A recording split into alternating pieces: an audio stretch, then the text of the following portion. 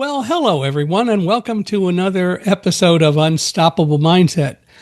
I've been really looking forward to this. I'm not sure that's good English, really looking forward to it, but I have been really looking forward to this episode for a while because our guest, Donna Dupont, and I originally corresponded much earlier this year, but one thing or another has come up that has caused us to not be able to record when we thought we were going to. So now here it is many, many months later, and we're going to do it.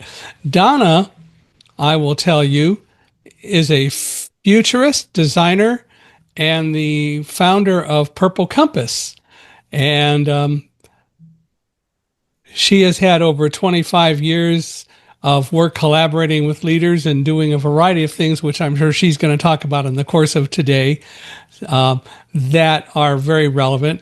I'm especially interested to hear about Donna the futurist, but we'll get to all that.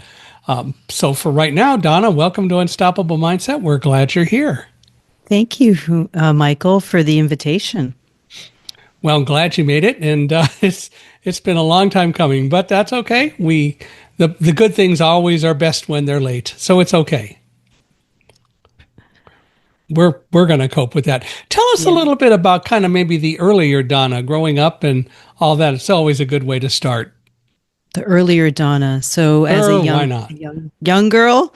Yeah, start going back and let's hear about the young Donna. The young Donna. Well, the young Donna, firstborn in her family. So very much the big sister, looking out, caretaker. Always was interested in people and helping people, and that was, paved a pathway for me to go into healthcare at a very young age. And it's what I studied. I loved science. I loved creativity, but interestingly, I didn't focus a lot on the creative arts. I was very much into the sciences. I think I wanted to really focus on healthcare and moving in that direction. It's where I started my career very young as a respiratory therapist working in hospitals and helping patients with, different kinds of like asthma, chronic disease, but also worked in trauma and critical care. So I experienced a variety of different professional roles in healthcare until SARS hit in 2002. And that was a big turning point for me, during the SARS crisis in Toronto. Mm-hmm. And that's when I moved into public policy and started to think more big picture about the future of healthcare and the future of the system. And that was really the starting point around just my work as more heading towards more Foresight related activities. Well, why healthcare? What really got you started in doing that, especially at a young age? I come from a family of a lot of nurses, and one of my cousins was a respiratory therapist, and I remember learning about it and thinking, wow, that's really cool because it's different from nursing. And you work with people and you're doing a lot of different activities. So for me, it just sounded exciting. I was very young. I was 18 years old when I entered, the training program. I was 21 when I graduated. So I started very early in my career, but it was fantastic. And it allowed me to experience a lot of different sides of the healthcare system, from not just the hospital sector, but the primary care, so family practice, as well as public health. So, my sister-in-law was a CCU nurse and supervisor, and eventually kind of moved up inside Kaiser Permanente and ended up supervising several wards, but she was in the CCU and the ICU world for a long time. Mm-hmm. And so got a lot of familiarity with a lot of that. But you eventually moved into public policy. You said when SARS hit, what kind of brought that about? Why didn't you just stick with doing CCU or at least respiratory therapy? Because I would think that would have been very relevant after SARS hit. Yeah, it was very relevant. Well, during SARS, it was a very an eye-opening experience to be working in a hospital and just seeing how things unfolded and how the different parts of the health system, sometimes were very disconnected and had to figure out a way to communicate and collaborate, and they did. But it wasn't easy at first because we had never experienced a situation like this before. But for me, I was already studying public policy. I was in school part-time studying, and for me, during the SARS crisis, I was looking at it from, yes, a practitioner's perspective, but also from a policy perspective in the bigger picture. And so it was an interesting experience. And when I graduated from my public policy program, I had an opportunity to take on a project that eventually landed me with the Ministry of Health. And for me, I really thought my career would be in hospital, in senior leadership, just like, like I think it was your sister-in-law you mentioned. Yeah. So that's what I thought. But another pathway opened up for me, and I jumped on it and took it. And it took me in a very different direction for my career. And I'm very grateful for that, because it took me into not just public policy, but emergency and disaster management as well. Well, so what was the path, or where did you go? In government? Yeah. Yeah. So, I started off with the primary healthcare branch, and that's all family practice. It was all around, I worked with a team, and I was a young policy professional, but working with a really great team that had this big mission to transform the primary care. It was like a reform, and to make it interdisciplinary, improve access to care for family practice, bring on a lot of different healthcare providers. It was a really complex evolution of the model, and we had some really strong leadership from our assistant deputy minister to ministers, and it required a whole rethinking of how the system functions, and new partnerships and new ways of working. And that was where I started to learn about not just public policy, from the big P to operational, and how to get things moving, but also transformation, and what it looks like from within, and how much it takes to move pieces around in order to transform a system, even when it's a positive direction. Yeah. That must have been kind of an eye-opening experience, since a lot of times I think most of us don't get to see behind the scenes and see all the challenges that you obviously encountered, and then later, I would presume, had an influence in changing or addressing. Yes, it is eye-opening. I would have never, unless you're inside, you don't really know all of the different conversations that happen, and that considerations going into making a decision. And I was very fortunate, because I held certain files where I did have some influence in terms of how it was shaped, and some of the decisions that were made, which was wonderful to see. And especially I did in primary care, I was focused on health promotion, disease prevention.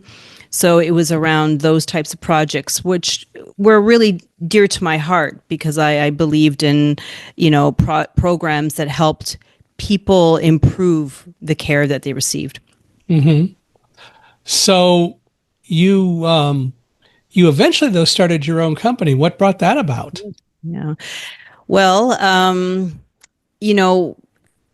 I guess it was, when I continued on my public policy career, I ended up in emergency management for the latter half of my public policy career, and I loved it.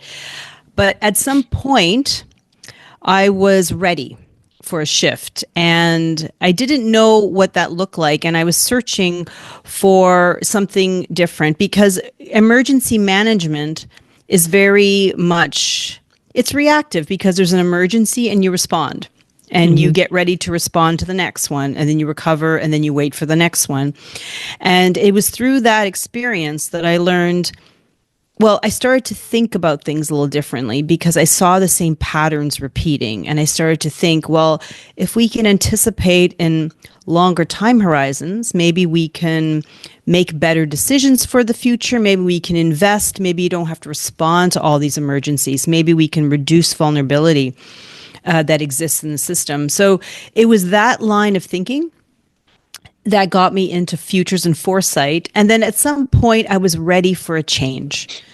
And so I stepped away from public policy and just gave myself a year to explore different opportunities in practicing in futures and foresight. And one of those conversations landed a potential job opportunity. And that was the start of my consultancy, Purple Compass. When you talk about emergency management and so on, are you familiar with the whole concept of business continuity, and how does emergency management relate to that? Yes, I'm familiar with it. I had some experience with that. It wasn't my main role, but I am familiar. It's been a real challenge. I know I work with a company called Accessiby that helps make products that will assist in making the internet or internet websites more usable for persons with a variety of different kinds of disabilities and so on. And a few months ago, there were a number of team meetings dealing specifically with the whole issue of business continuity, because a good part of the company has resided in Israel. And of course, there you're always really right now, well, now that I think it's somewhat over, but have been really concerned about what's going to keep the business going. What do we do to make sure that if there's a crisis, we can continue? And last year, I actually was invited to London to speak at the Business Continuity Institute's hybrid conference on resilience and emergency preparedness and business continuity, which was a lot of fun. And while there, it was interesting. They defined the people who work in business continuity as the what if people. They're always talking about what if this happens, what if that happens, and nobody is interested in them until there's really an emergency, but they still have to be there. Right, right. Yeah, no, that's a really good point. The what if question is very much a future oriented question, and it's about understanding how things can emerge, and it's being prepared for that, and how do you build resiliency so that if that does evolve and that does transpire, how do you respond that it doesn't disrupt, your business too long. There's going to be some disruption, but you need to have a plan, right? To know how you're going to prioritize your services and how you're going to scale back up and recover very quickly. So it's a really, it's important for all businesses to have a business continuity plan, and especially because things are changing quite rapidly around the world, especially in the context of climate. Yeah, climate is a major issue. I wrote a book when the pandemic began. We started writing it, and it was published last year. It's called Live Like a Guide Dog, and it's about lessons that I've learned from having 8 guide dogs and my wife's service dog. And it's all about the lessons that those dogs taught me, which people tend not to do very well. That is, they don't teach it, they don't understand it, and it's more an issue of dogs live in the moment. Dogs do things, I guess, somewhat in a more reactive way, but they do fine, thank you very much. But they live in the moment rather than what-ifing everything to death. And I think there's a big difference between the what-if sorts of things that the average individual does and what emergency preparedness and business continuity people do, because the business continuity and emergency preparedness kinds of people aren't doing what if out of fear.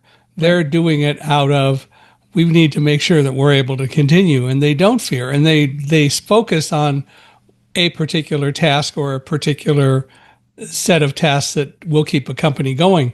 Whereas most of us, what if everything to death? We what if everything.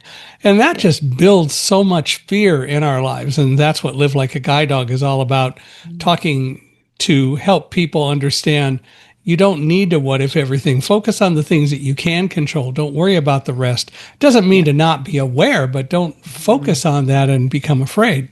Right. That's a very, very good point because, I mean, what if you want to use it in an appropriate way? You don't want to what if everything because then you're not in the moment and you're not living life. You're, as you said, living in fear. And oftentimes when you have the emotion of fear or the thoughts of fear, that's tied to a memory of the past that, that might really restrict you in terms of taking action, right, in your life or trying something new. So, you know, in the context of the work that I do, or even business continuity professionals, what you're really trying to understand from a business perspective is how are things evolving, right? And what that means for the business, right? And how can that be disruptive? And so the what if is an invitation to explore different scenarios or situations that you've not experienced before. And so that you can build some insights. So it's almost stepping into a future dimension, right? Yeah. A scenario. And you're exploring it, you're understanding what that could mean. You're stress testing yourself. And that's what I do as a business, a stress test, just to see how would the business respond and what would you do the same, but maybe certain things won't work. And you'll need to think differently, move differently. And so it gives you insights strategically so that you can take those insights and apply them to your business continuity plan or your strategy moving forward. And that's the thinking with strategic foresight is it's beyond just the planning, but it's more big picture. What are the big things that are shifting and changing? And what does that mean for my organization or for me as an individual? I hadn't ever really thought of it this way until you've just been talking about it, but doing what if scenarios like you're talking about with business continuity and so on is really promoting curiosity and promoting exploration, which is a very reasonable and good thing to do. We're collectively as a race not nearly as curious and explorative as we ought to be. It's true. And it's also challenging people to widen their perspective. Because oftentimes they have a very narrow view perspective. If they're in a very day-to-day mindset, they may not understand what's happening in the bigger picture. So it's allowing them to expand the lens of understanding and then look a little bit further into the future to understand how things could converge and what that could mean. And so it's giving you a bit more insight. And it is a very creative process because, you know, these are plausible types of situations. We don't know because things can change. It's very dynamic, the system, but it allows you to explore and to gain knowledge. And that's the goal. Instead of waiting for something to land on your doorstep and then having to pivot and react very quickly. So that's why it's a very proactive approach to strategy. And it's becoming much more popular today. And there's a lot more interest because of the level of change that's happening and uncertainty. And so it's one tool to help with strategic thinking under times of deep uncertainty. And one of the things that you just talked about, things landing at your door, usually because they're unexpected, cause or promote fear, and it feeds right back into the wrong kind of what-ifing situation that we deal with. But we really need to learn and recognize that fear isn't really something that need be a horrible thing, but rather use fear as a mechanism to help us move forward and guide us. Fear is a great motivator, and it's a great way to help keep us alert if we choose to use it that way. But otherwise, as you point out, it just overwhelms us completely. Yeah. I think there's different levels of fear, maybe, or definitely it can be a motivator. You know, anytime there's risks or threats, it can motivate us to action because it's tapping into our survival instincts. And sometimes we need things to evolve and get to a point where we take action. But you don't necessarily want to be always operating from a place of fear, because when you are No. in a state of fear, you're very contracted. And so it's not a time to necessarily be creative or open or even explore uncertainty, because you're wanting certainty, because Yeah. you want to reduce your fear, your risk, you want to be safe. And so it's about balancing it out. But if you do have fear, it's really good to recognize that and to start to get curious about what's at the root of that thinking and that mindset. Yeah, and what I'm basically getting at is that we can learn to control fear and use it in a different way than we typically do. And when we learn to control it, when we learn to not let it completely overwhelm, or as I put it, blind us, but rather use the concept to say, okay, this is going on and I'm real concerned about it, but what I need to do is to focus on finding the solution to whatever the problem is, rather than the fear just overwhelming us. And that's what I'm getting at. That's good. No, you're absolutely right. So it's about stepping into more of a curious mindset, getting Right. curious about yourself, but also the space that you're in, because maybe you're in a new, you've stepped into a new experience that you're unfamiliar with. And that's why it's bringing up this fear. And so you need to tap into courage, right? Right. To really move forward. And sometimes there's some risks attached to that fear. So the fear could be helpful, because it could signal you that, okay, we're going to take action, but let's be cautious about these certain things. And that's reasonable. Sure. But And you certainly don't want it to be held back. No, no. And I will never tell people that they shouldn't be afraid, but you can learn how to control that so that you use the being afraid in a way that will help you. I remember when I was getting out of the World Trade Center and walking down 78 floors, one of the things that I constantly did is I was pretty hypervigilant about listening for any kind of sound that the building suddenly made that might indicate, oh, maybe it's going to collapse or whatever. And I know that that was part of fear, but I also knew that, hey, if that happens, there's not a lot I can do about it. So I need to be aware that it can happen. And and as I told people, being a great fan of science fiction, I was imagining things that were a whole lot worse than even what actually happened, although no one expected the building to come down. But still, we can learn to use our inner tools, including fear, to help us function and be a lot better than we otherwise would be. And we can keep fear from completely just overtaking us in a negative way. You're absolutely right. And it's a real powerful experience you had. It's and it's perfectly acceptable to have fear and to experience that, but it's how you channel it, and you were very focused, right? That's it. That's the positive side of that emotion in that particular situation that you needed. So when did you form Purple Compass? 8 years ago. So this okay. is so we're in the 8th year, and it's been a wonderful evolution. It's been a gradual expansion over time, and it's been an evolution in my growth too, because the name Purple Compass really was an aspirational vision for what I had for my business, for my company, and really. The name means, well, compass is obvious. It's guide. So, guiding people forward. But I always thought, okay, well, guiding through what? And so it's really guiding.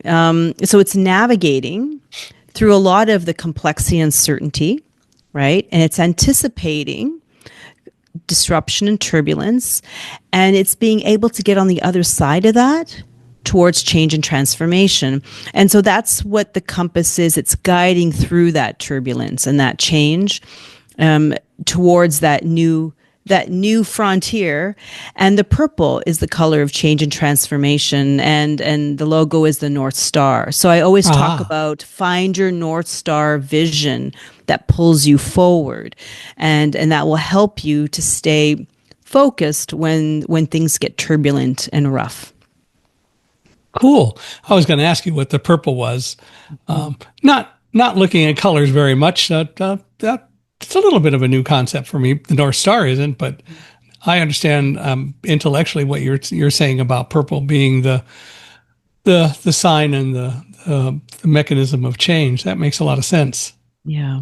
It's also raising our level of thinking too, our consciousness. So again, we talked about fear-based kind of thinking versus more different types of thinking, more optimistic or different hopeful images of the future. So it's making sure we don't get pulled down into fear, and we try to, swing back towards that higher level that will guide us forward.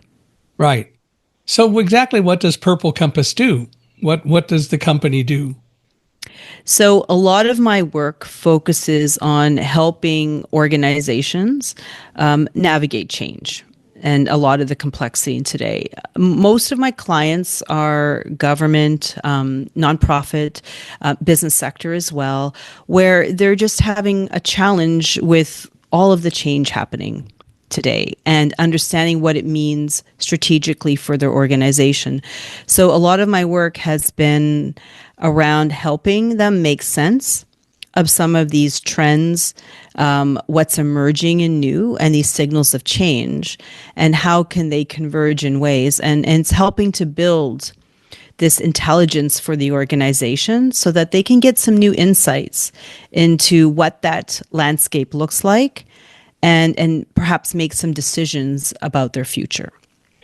We live in a really interesting paradoxical oriented society. We all talk about the fact that change is all around us and then there is change, but yet we hate change. How do we deal with that? I know. I know. It's true. Isn't it strange? It is. Oh, gosh. Yes. I mean, we don't like change. And I think it's, this is what I've noticed is the root of my work. It's really about how do you help through the change process. And even when we do this Foresight work, sometimes it's very challenging for the client to take action. And it's not because they don't have confidence in the process, but the change is not easy. They're not ready for the change, right? And sometimes there has to be more pressure. Yeah. Before they're like, okay, we better make this change now. It's not easy. Yeah, it isn't easy. And then the fact is we also shouldn't change just to change. I had an interesting thing. It's a real small thing, but that happened. We have a lady who comes in once a week to help keep the house clean. She does a better job than I do, but she sees things that I don't, so it's fair. Yeah. But she had another client who she said recently let her go, and the person said, "Oh, it's not that you're doing a bad job. It's just that I think I need to change housekeepers every so often." Oh. And so every like 3 or 4 years, I always change. And my reaction to that was, why? If a person's doing a good job, what's the problem? But it's a strange world we live in. Yeah, I'm not sure what the thinking was behind that. Typically, you want to keep people who do a good job and you trust, especially in your home. But change, I think some people, I've gotten better with change over the years. I think mostly because working in futures. And I've gotten a lot better with uncertainty because I never liked uncertainty either. And when you're in this type of business, you have to be comfortable with both at a personal level too, because you go through a lot of it. And so you get up close in terms of what it feels like and how you have to manage those thoughts and emotions. And they still come up for me at different times, different things trigger it, but it's about recognizing it. Yeah. And it's also about, sometimes change can be what is the vision for your future self. And sometimes that only comes out when you have time to step back and kind of reflect on where you are and the patterns of your life and whether or not you're ready for something different. Maybe you feel restless and you're ready for a new chapter. And so that's a positive way you can, channel change through more pull towards transforming yourself as an individual.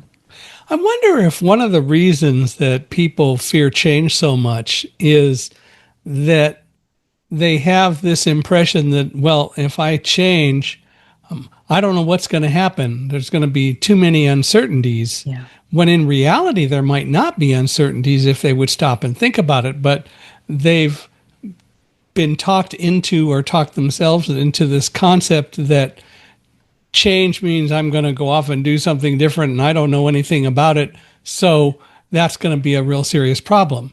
And the reality is it may or may not really truly be the unknown at all. Right. Well, we get very comfortable with what we're familiar Yeah. with. And as soon as we are put in an unfamiliar surrounding, we're not as comfortable. And some people are okay with a little bit of discomfort and some are not used to it. So it depends how comfortable you've been and how open you've been to change.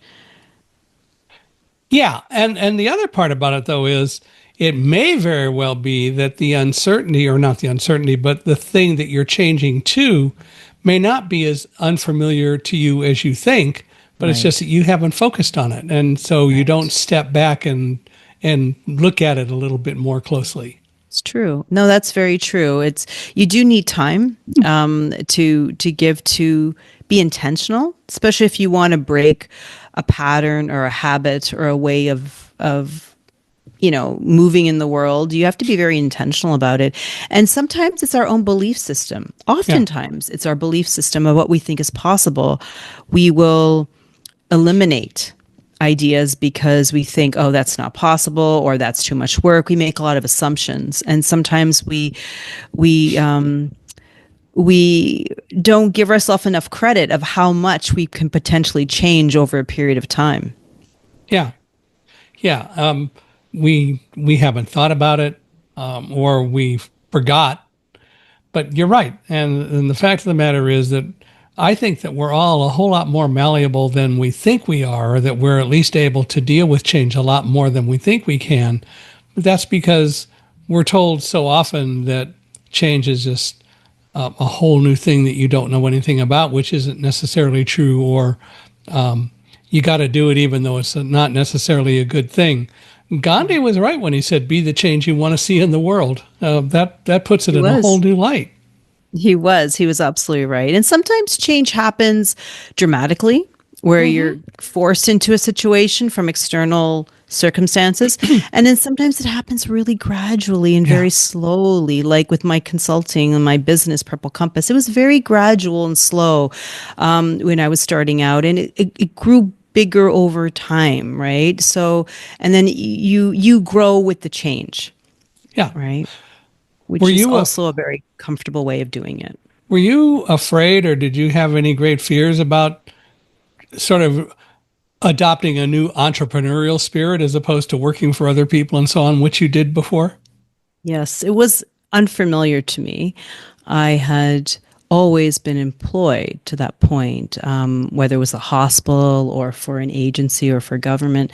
And so being independent meant that, I had to really secure my own opportunities, and I had to get out there and I had to make it happen. And when you're starting off, there was a lot I had to learn. And I think that's the blessing, was that I started slowly, and I had really good connections and opportunities, and I just grew them slowly, and I wasn't putting a lot of my pressure on myself to evolve quickly. I knew that I needed the time, and so for me that worked. For others, maybe that's not the right pathway or the way to go, but it's what worked for me. But I was very nervous, and even today I'm always changing every year, and taking on new chapters, and discovering new sides of myself, and so it's constantly a state of evolving and evolution of myself and my business. And I think for me, I'm so happy that I had the courage to go down this path. And you you seem to be doing pretty well with it and pretty successful. Do you have clients all over the world, or where are your clients primarily? do. So I have clients. Well, I'm from Canada, so I Right. do have a base of clients in Canada, but I've had opportunities to work on projects and partner with different organizations all over the world.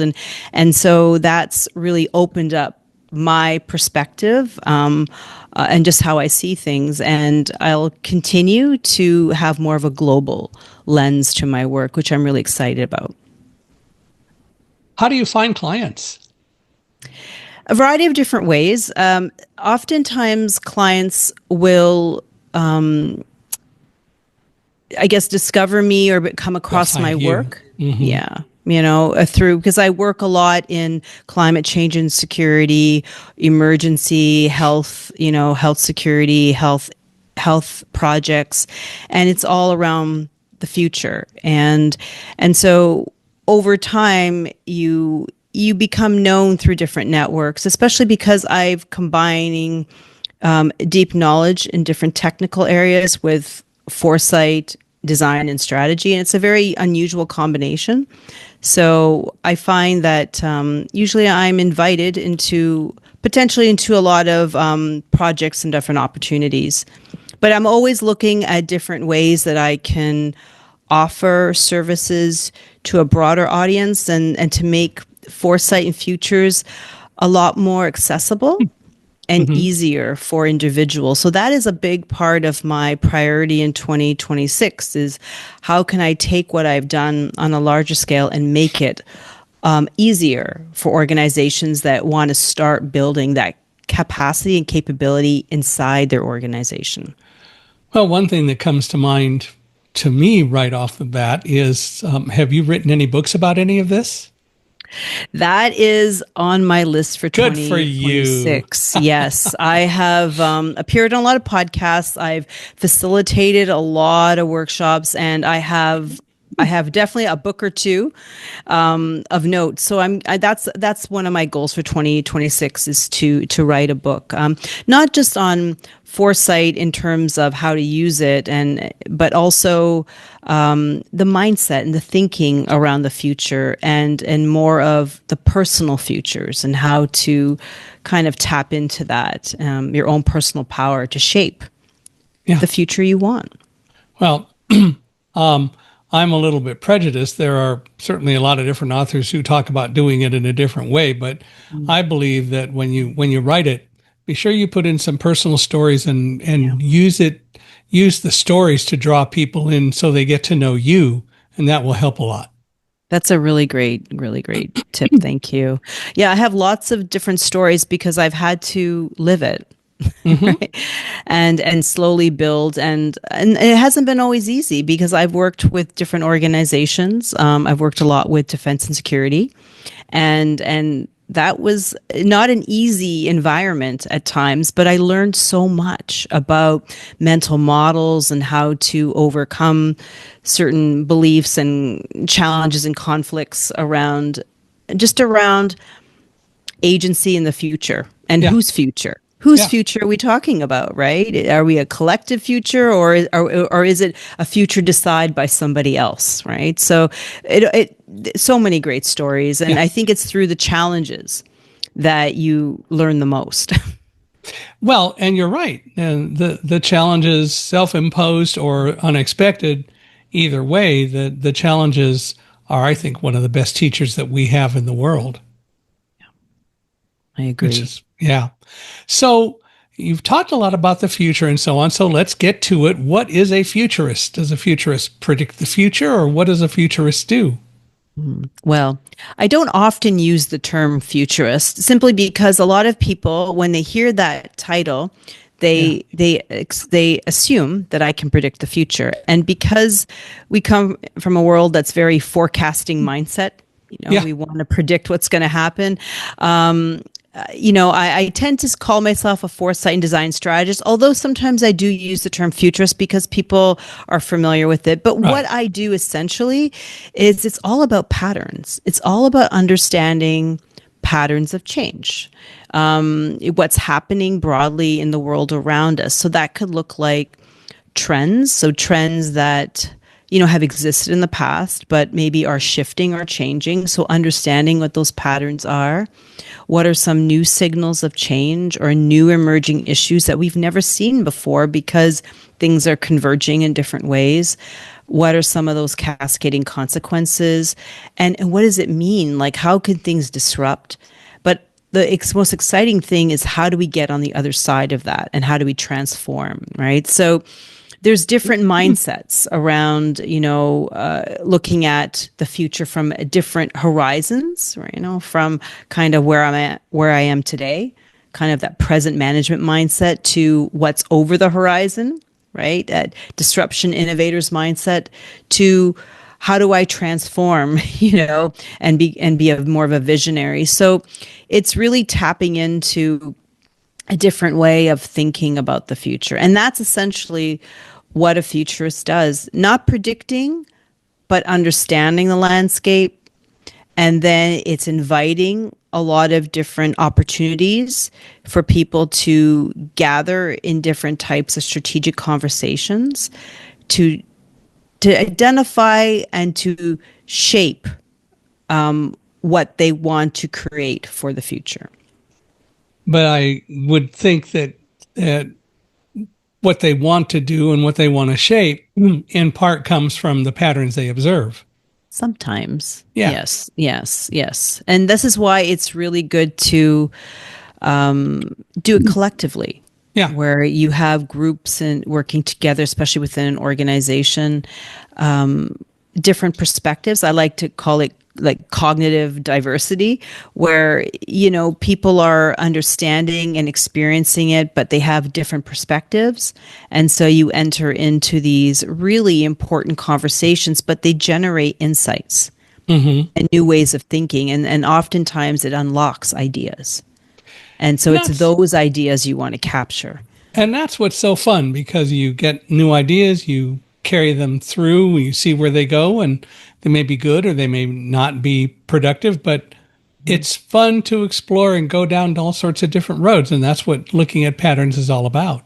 It's true. And oftentimes, even if we collect the ideas and maybe it takes time for some movement or decisions on the ideas, typically people that experience a Foresight workshop, they walk away and their brain is on fire. It's energized because they have never had these kind of conversations before, right? And it's unlocking and kind of different ways of understanding the work that they're doing and how they want to approach or shape things. So sometimes there's a hidden benefit of what it does to us when we allow ourselves to enter into these spaces of different kinds of conversations that often don't exist in our day-to-day work environment.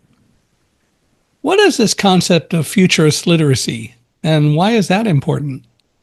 So when we talk about future literacy, it's really about understanding that there are different ways of working with futures. So most organizations are very familiar with a more forecasting, predictive mindset. That's one way of working with futures, and it's really based on stable parameters, right? And so we can forecast and predict, but it's a very narrow lens of looking. But there are other kinds of ways that you can be intentional about working with futures. And what I described earlier was more at the strategic level, but there's also different ways of creative, like from a creative standpoint, where you want to create a prototype or you want to improve a system. And so there's an intentionality there in terms of how you are understanding not just today, but your assumptions towards the future. I know that sounds really complex. I guess in a short way, it's all about understanding that the future is really based on our decisions we make today, and that we do have agency to shape and to choose elements of what we want to shape, which many people feel they don't have agency, right? So it's an important element in futures literacy. Well, and I think that people probably have more agency than they think, but I think so many of us just underrate ourselves and we don't really recognize all that we're really contributing, which is another way of saying that's why I like having so many different people on Unstoppable Mindset, because I believe everyone has a story to tell, even if they don't think so. It's true. And the fact is, I think that we all make choices every day. And what I don't see nearly as much as I would love to see is that people can really trace where they've come from and understand themselves by the choices they've made. We don't necessarily spend a lot of time thinking about over time all of our choices. What caused this to happen, or when this happened, why did I choose to go this way? And is there a better way, or is this working out pretty well?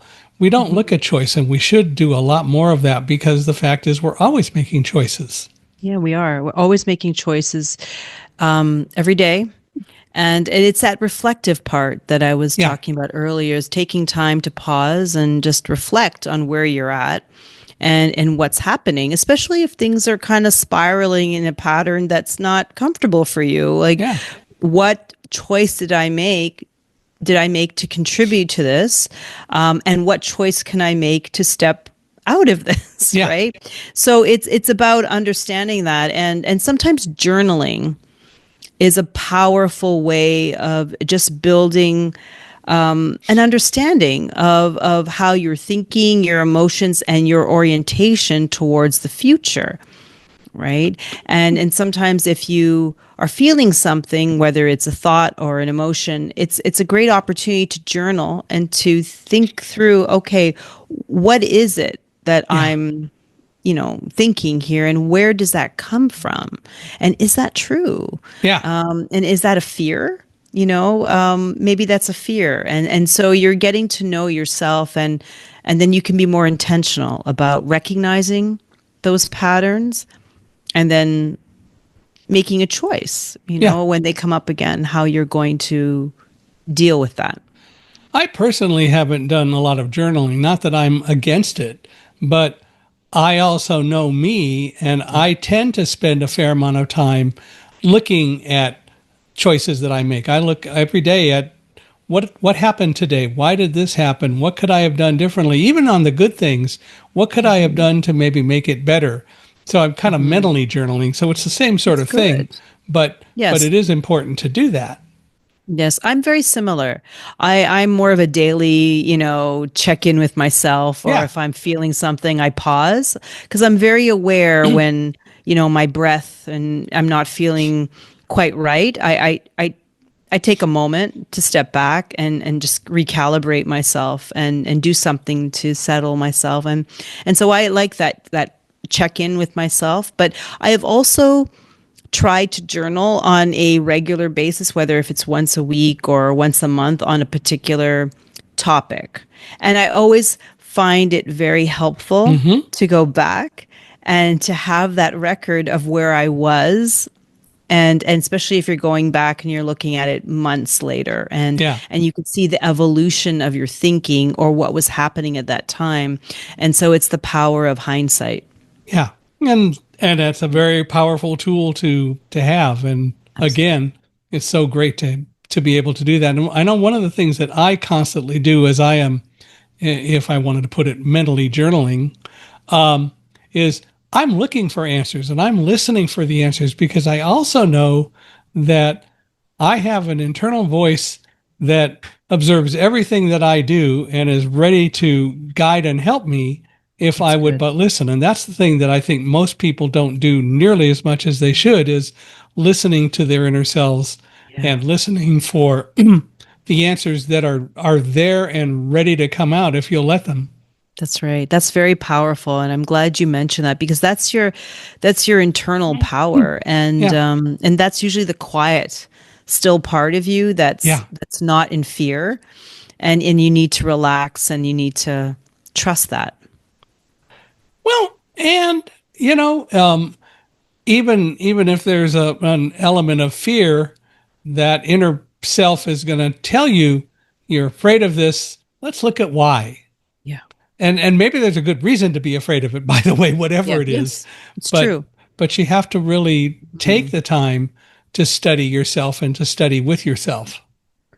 And perhaps, it sounds like you have been doing this a long time. I've also have a very similar practice where I've become, aware of my, my internal, almost that internal voice, and when I get still, I kind of know I may be upset of one situation, but if I give myself a moment, I kind of know the truth behind it, but it might take some time. So I think that's a practice that people need to cultivate, is that connection. And that comes with, sometimes for some people it comes with meditation or walking in nature or something to help them connect on that level.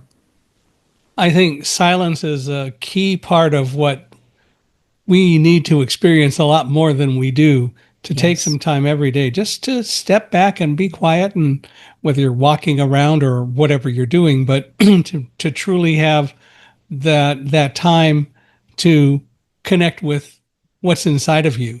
And you can do it. And you will be I think people would be very surprised if they do that as to what they'll learn.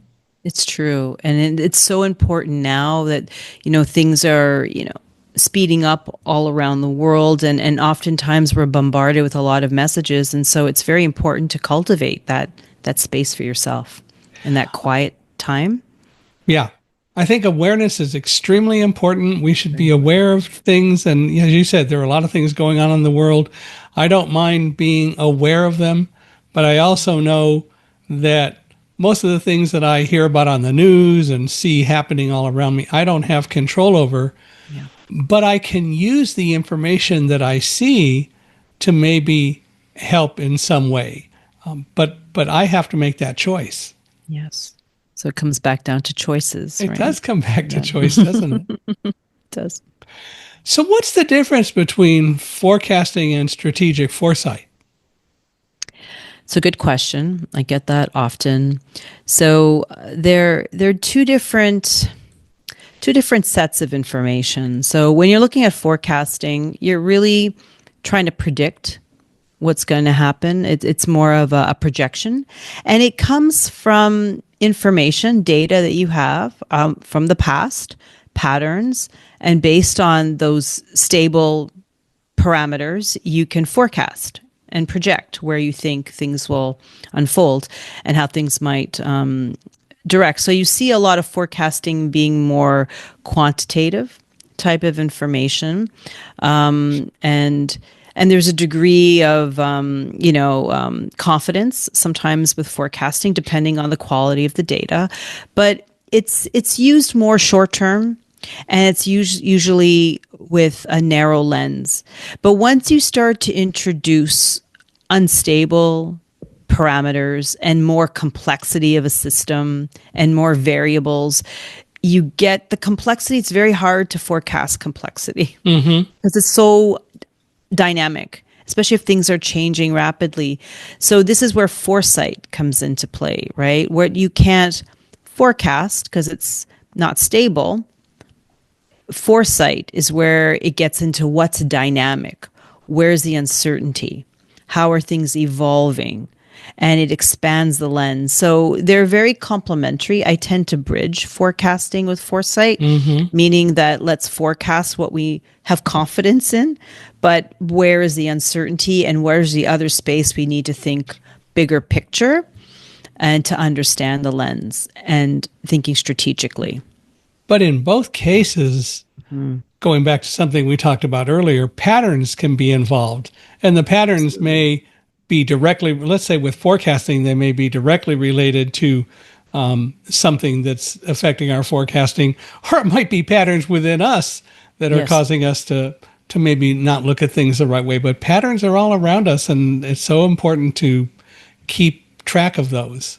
Yes, absolutely. Patterns are at the root of both forecasting and foresight.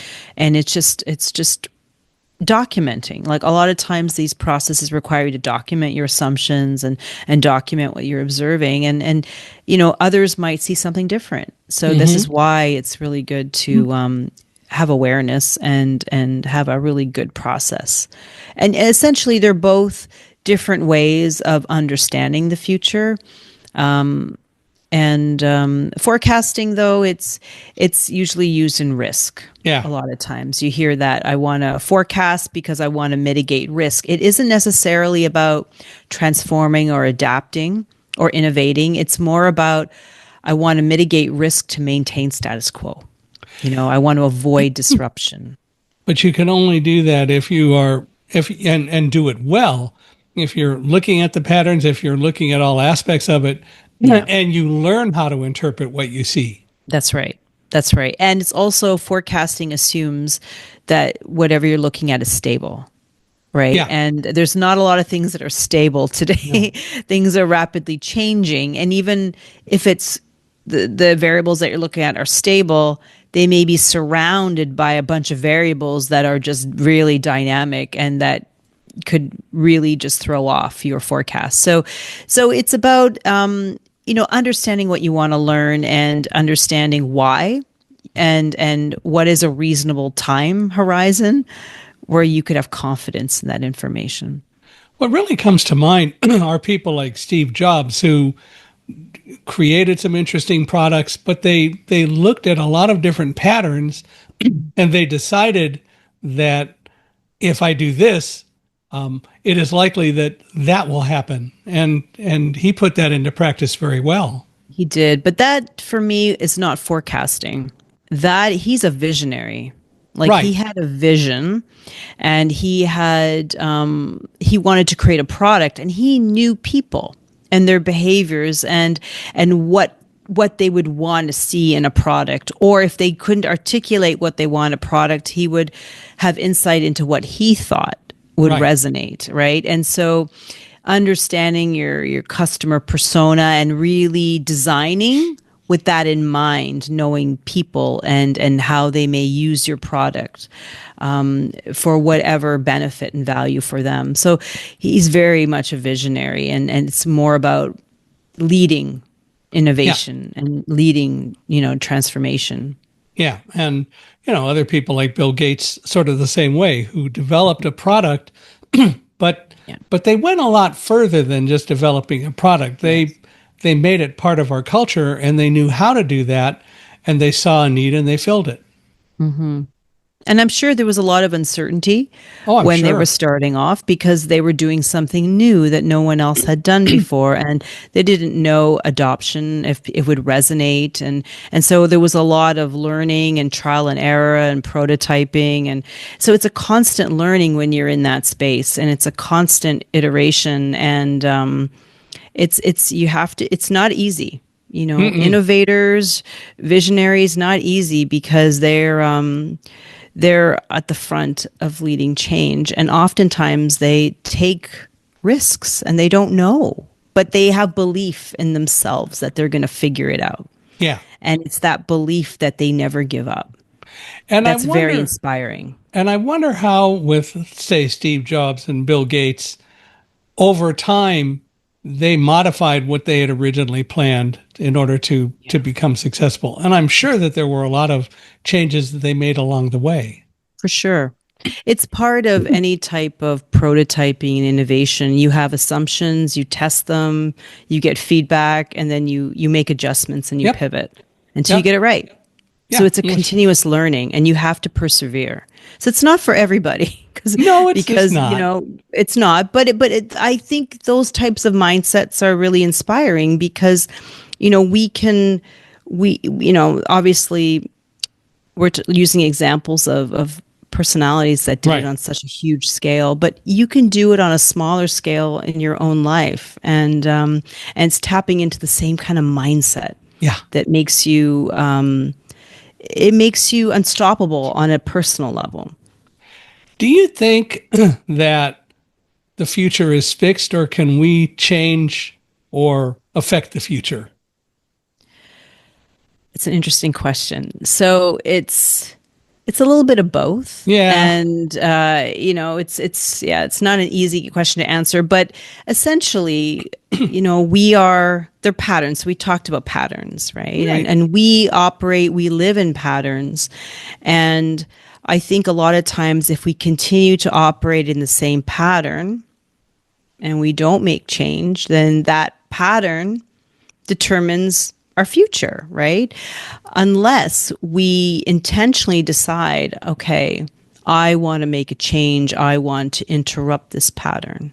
Yeah. And there we have choice. We have agency to decide this pattern, this way of being is no longer satisfying for me. I want to try this now. And so it's a little bit of both, right?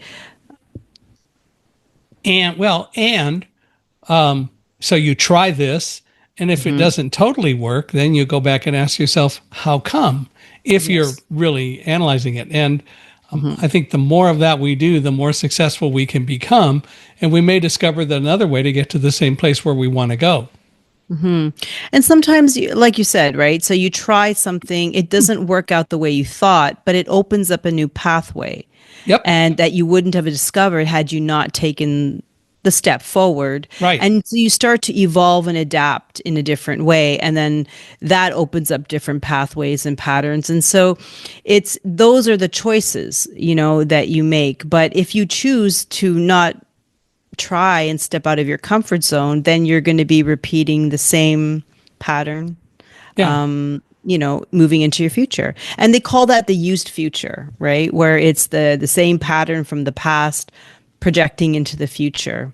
And it's only with intention that we can start to navigate and change that direction. If there's a need to change. And that's If something there's a that we need have. or a want Yes, to change. that's or right. a need to change. Yeah. That's right. You don't And have to change, right? Some people are really satisfied, and that's great. Like if That's you're fine. satisfied, that's fantastic. Yeah. And then some people want a different adventure, or they want to try something different.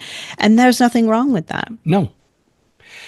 Well, if people want to reach out and contact you and maybe engage your services or talk with you, how will they do that? So they can connect with me on LinkedIn. For sure. And feel free to message me. They can also connect with me. What's your LinkedIn name, or how do they find you? Donna Dupont. Okay. Right. And they can also connect with me by email at donna@purplecompass.ca. I have a website, purplecompass.ca. So there's information on my website. And if people are interested in exploring Foresight for their organization and have questions, they can book a complimentary 20-minute consultation, and we can go through kind of answer some of their questions and see whether it's a good fit for what they want to do. Cool. Well, I want to thank you for taking the time to be here and talking about all this. It's fun, and I always get to learn, which I very much enjoy. So I really appreciate you taking the time to teach me, and I think people, about so many different things. So we do value it and appreciate it a great deal. And I want to thank all of you who are out there observing us today. We appreciate you being here. I'd love to hear your thoughts. Feel free to email me at michaelhi@accessibe.com. Wherever you're watching or listening, please give us a 5-star review or rating, and give us a review. We'd love your reviews about the podcast and your thoughts. Feel free to contribute your thoughts about what we ought to do in the future. If you know anyone who ought to be a guest, Donna, including you, we are always looking for more people. Like I said, I believe everybody has a story to tell. So anytime anyone has any thoughts of somebody who should come on, let us know. But Donna, again, I want to thank you for being here. This has been absolutely wonderful, and I appreciate your time. Well, thank you, Michael. I've really enjoyed this conversation. It was a very different kind of conversation. I loved the journey through time and the fantastic insights that I think I've also uncovered through just this dialogue. So thank you. And who would have thought it would have taken an hour and 2 minutes to get here, huh? Well, thank you again for being here. Thank you so much. If you're ready to go deeper into the ideas that shape how we see ourselves and others, I have a free gift for you. Head over to michaelhingson.com and download my free ebook, Blinded by Fear.